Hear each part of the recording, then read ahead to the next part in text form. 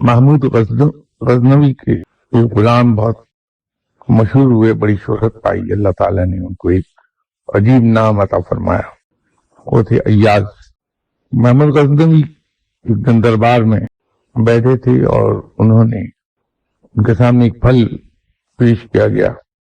اس میں سے ایک کاش انہوں نے اپنے اس وزیر کو دی جو انتہائی عقل مند اور وفادار گردانا جاتا تھا، اور دوسری کاش انہوں نے اپنے غلام ایاز کو دی۔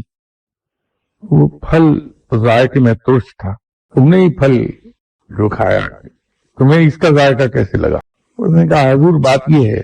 کہ یہ بے شک ترش اور بذائقہ پھل ہے، لیکن آج تک جو جتنے آپ نے پھل دیے، کیا کیا مزے کے پھل آپ نے مجھے کھلائے ہیں، کیا کیا مزے کی نعمتیں دنیا کی مجھے آپ نے انجوائے کرائیں، تو کیا ہوا اگر ایک روز آپ کے ہاتھ میں مجھے ترش اور بذائقہ پھل بھی کھانے کو مل گیا؟